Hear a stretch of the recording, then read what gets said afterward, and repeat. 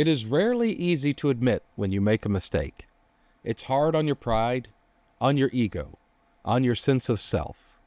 But, just as in life, being humble enough to admit an error is the only true path forward to learning, to growing, and to improving. For first responders, this can be doubly difficult as mistakes made by them can be life or death.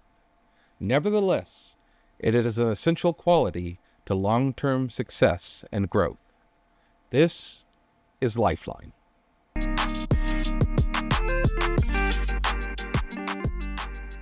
Hello and welcome back to another episode of Lifeline 911 with your host, Erica.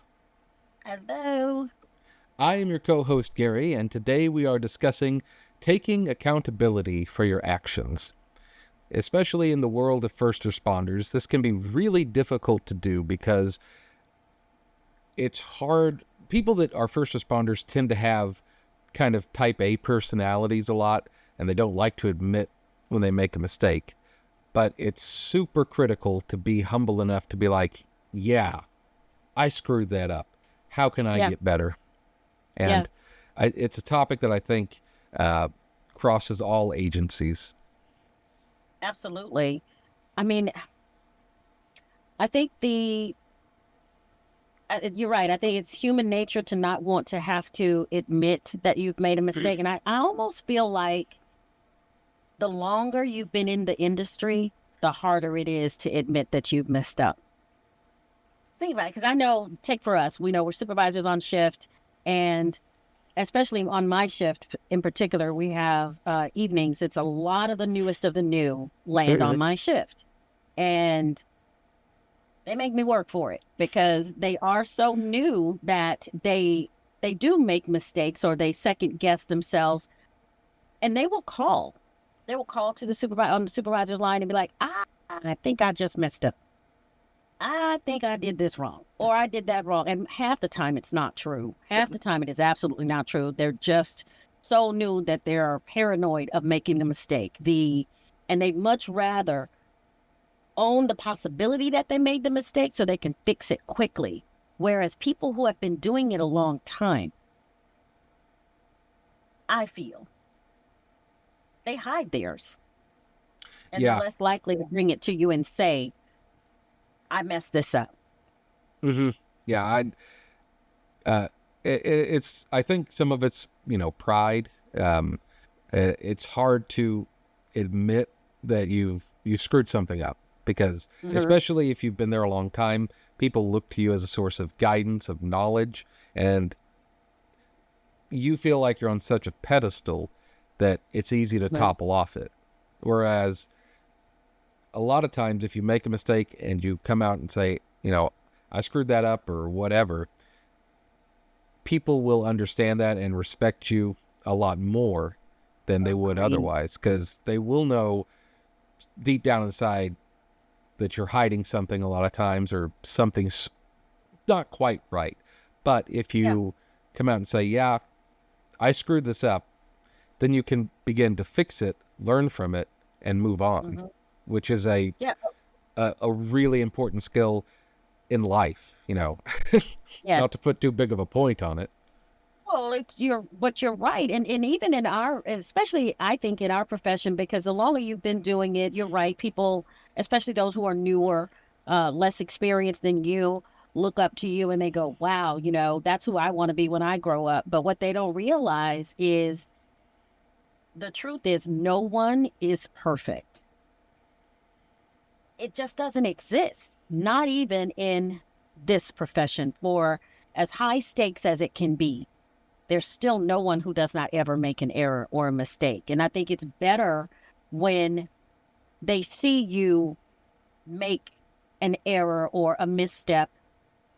Of course, not if it costs someone their life or something. You know what I mean? Not like that big catastrophic mistake. But if they see that you are not perfect, it's better for them because they realize that if you can own it, they can own theirs when their time comes, because you will make a mistake. Now, the question is, how big of one and how costly is it? It's coming. Yeah, I would agree that especially if you're in some sort of a supervisor capacity, you want to model the behavior for other people to follow. Yeah. And anybody in the first responder profession should want to model that behavior of admitting, yes, this was not correct, and learning from it to move on. We have things called after action reviews. We did a episode on them.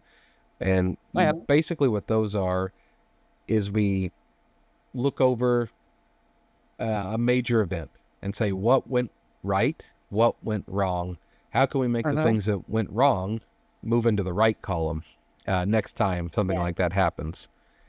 And part of that is being okay with having made a mistake and being willing to learn and adapt, because we all will make mistakes at times. Agreed. So what do we mean by the kind of mistakes, or what kind of mistakes are we talking about? If you're a 911 person or you're taking 911 calls, not titling a call correctly. I mean, these are mistakes that we can all see, right? Because we can see what it is and we can see what it should have been. But part of your integrity, I think, is being someone that once the mistake is pointed out to you, you say this is either you can you own it, and then maybe you can offer a reason why you made the choices that you made, and cause someone else to learn and pick up a tip or a tidbit or something that they can use. Or you come right out and say, you know what I was thinking when I did that was a bad idea. I will not do that again. It speaks to your integrity to be able to own it and not look for ways to deflect or, place blame. Exactly. I often enjoy the game of golf, as you may know. And Yes. it to me is such a great game because it's the only one in the entire world where you call a foul on yourself. So if you do something wrong, you say, hey, I moved this ball, it shouldn't have been moved.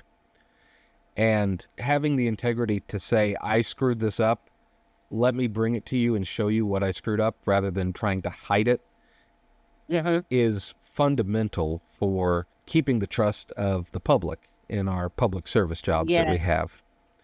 Because when we try to hide things, I mean, everyone knows what happens when the police try and hide things, or, anybody in the government does. Well, it never goes well. Right. Whereas if they come out and say, mea culpa, I screwed up, how much more forgiveness and even respect do you have for that person? So there have been times where, like, I forgot to do something on the roster, say, and it causes some confusion. Somebody's not there that's supposed to be there, or vice versa. And I've said, I thought I hit save, or I forgot to do that, or what have you. And you move on, because to err is human. It absolutely is. I mean, and one of the things I remember when I came back into being a supervisor, one of our colleagues was showing me the electronic roster that we use now that was not in place the last time I was a supervisor. So, and she said, how did she put it? She said, you will mess this up. You are going to be working on the roster and the phone's going to ring. And you're going to move the mouse and you're going to erase something and you're not going to realize you erased it, and you're going to hit save and it's going to be locked that way. And we may have to go through some steps to figure out what went wrong. But she said, just know going in that there will never be a day where you will never come to the end of a 6 months or a year and be able to look back and say, well, I never did that. It's just true. In this profession, with all the variables that we experience on any given call, is it possible that we will make a misstep and have to make a correction, a course correction? Absolutely. Own it. If it's big enough, bring it to your leadership so that you can protect the overall integrity of your agency, I think. Because if it's big enough, it's gonna get out. Right. And It, if people don't, if they lose their trust in you as a teammate, as someone, when they call 911, you're answering the phone and they've had a bad experience because of something that was hidden or something, that's really tough to rebuild, to get back, especially if they feel that it was intentionally hidden. mm-hmm. So, yeah, you've got to be forthright in your deeds and your actions. Otherwise, people aren't going to trust you with the fundamental security that they require of any first responders, be it police, fire, medical, anybody. Yeah, and do they have a right to feel that way? I think they do. Yeah, I mean, if somebody's constantly telling me untruths and trying to hide things that they've done, I'm not going to feel bad about not trusting them. Sure.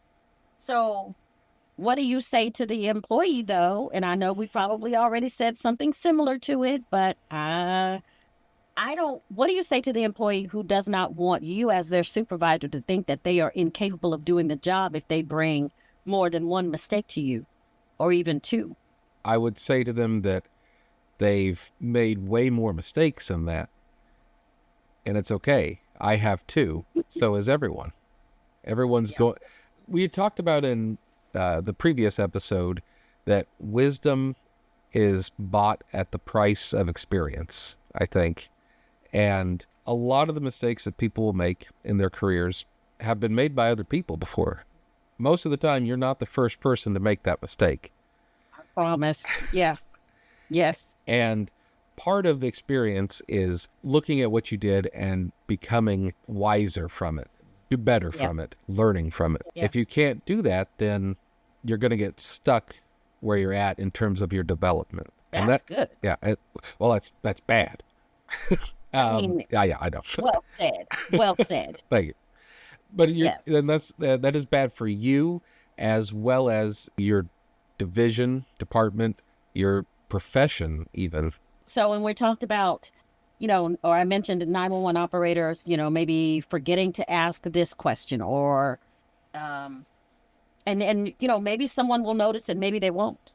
What about the dispatcher that doesn't want their officers to misjudge them or to feel like they're not as competent as they want to appear, and instead of owning that you forgot to call the wrecker or owning that you forgot to send off the confirmation, you pretend that it was never requested or do you know what I mean? Because it's possible, even in this world of documentation, the way that we have it, it's still entirely possible to blame someone else or say, I don't know, the computer glitched, I didn't see it. Right. Instead of saying, you know what, my bad, I forgot to call the wrecker. I reckon they would respect you more if you just own it. Yes. Unless it now hold on. They don't expect for you to own it every other day, 2 or 3 times that same day. Then it becomes a problem. But I think they can respect a every now and then slip if you just own it and are genuine in that ownership. Yes. And I think that genuineness comes through, because if you always have those slip ups and you're coming up with all these excuses, people have better and worse bullplop radar, we'll call it that. Horse pucky radar. But eventually that radar will catch up to you if that's all you're doing is throwing out excuses and mistakes. And nobody likes excuses because they're like elbows. Everybody has them, right? Yep.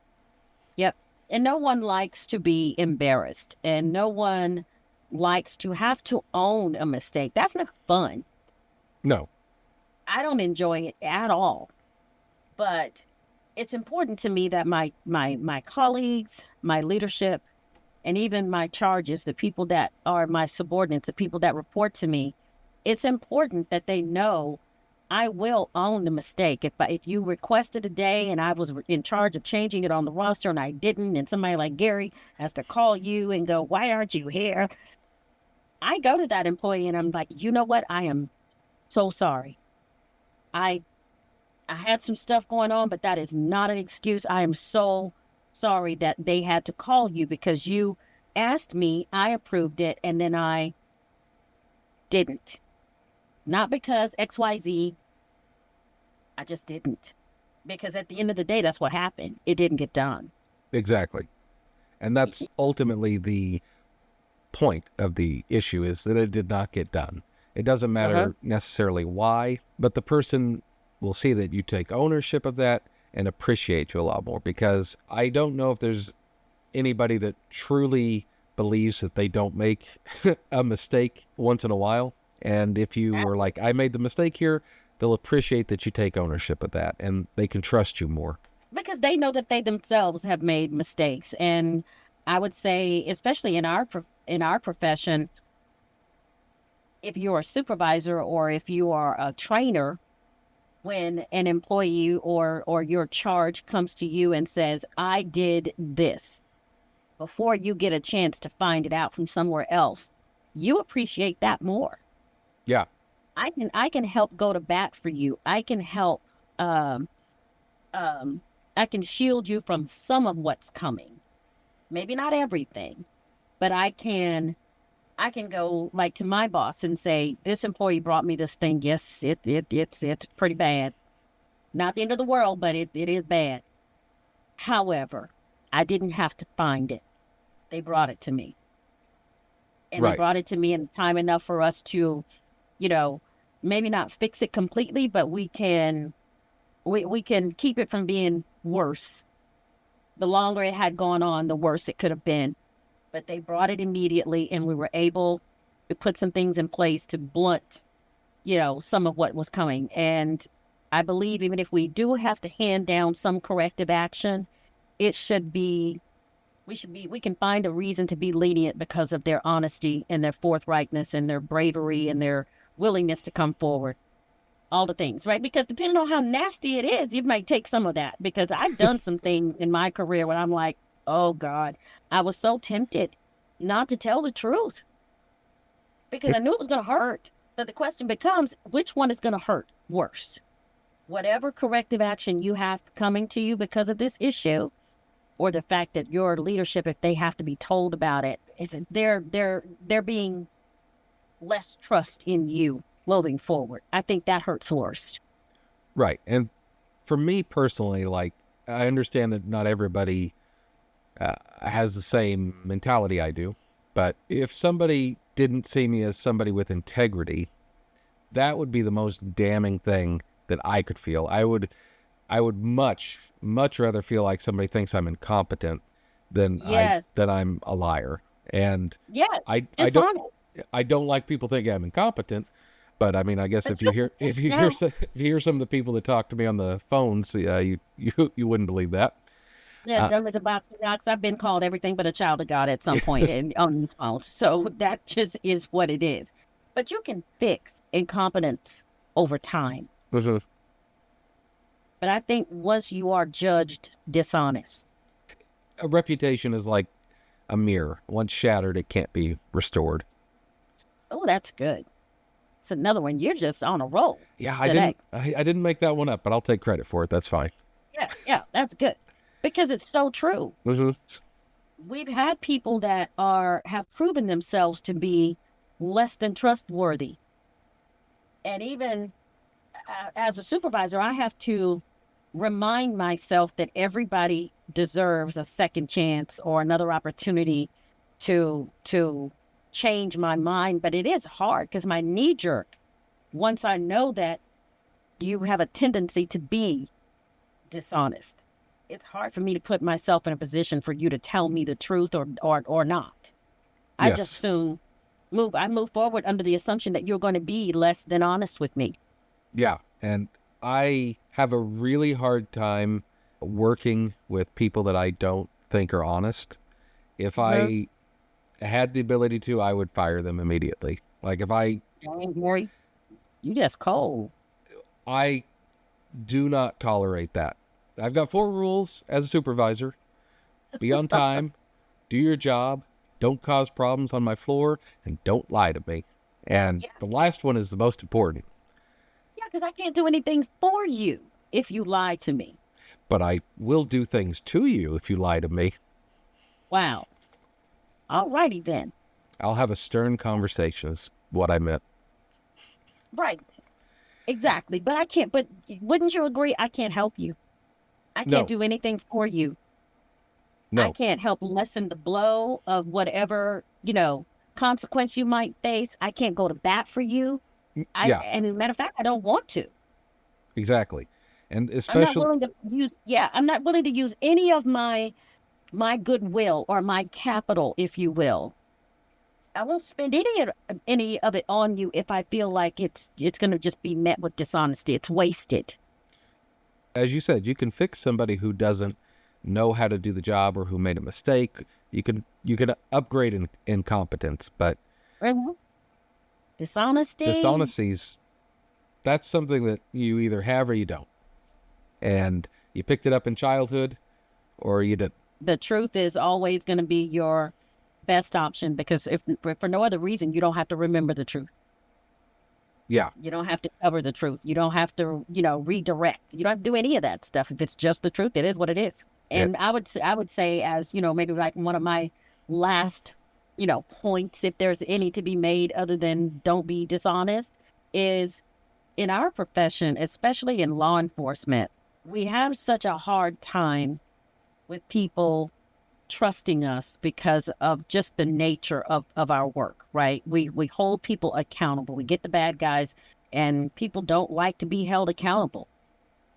So when you mess with our ability to be honest, you harm the profession, especially if it's public. Well, no matter what it is, no matter where you work, it is just the truth. You harm the profession overall, whether it be this side of the headset or the other. It's really, it damages us all.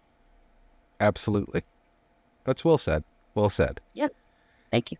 I would say that no matter what the crucible of life throws at you, when everything else is burned away, if you don't have that integrity to admit the truth, then you don't really have much. If you are somebody who bends the truth, omits the truth, changes it, exaggerates to try and get out of trouble or for whatever reason, I would counsel you to take a look at yourself and see if that's really something that's helping you. And especially if you're in a 911 profession or just police, fire, EMS, think about that, because how can you maintain relationships with people if they don't trust you? Agreed. I guess we kind of got off topic of talking about accountability, but that's, to me, like, So I don't think so. No, I disagree. I think it's an all-encompassing conversation. You have to own your mistakes, and if you don't own them, this is what happens when they are found out. We deem you dishonest, and now we have to deal with that. you stymie your own growth if you're not honest with yourself taking those Agreed. mistakes on, because you can't reach your full potential if you're creating some ephemeral version of yourself that's not really real. To quote Shakespeare, Oh dear. this above all, to thine own self be true. And I think we'll close on that happy note. That's awesome. We appreciate you all for joining us today and tuning in. If you have any thoughts or have had any experiences with issues where you've had to own your own mistakes or saw somebody that did or did not, we'd love to hear about them. You can always reach out to us at lifeline911podcast@gmail.com. As always, if you like the episode, please be sure to like and subscribe. And from all of us at Lifeline 911, I'm Gary, I'm Erica. and we will see you next week. Thank you for watching our production of Lifeline 911. If you have any questions about today's topic or topics you'd like us to cover in the future, please reach out to us at lifeline911podcast@gmail.com. This has been a production of Lifeline 911 Podcast, copyright 2025. From all of us at Lifeline, stay safe out there. And until next time, this is Lifeline 911 signing off.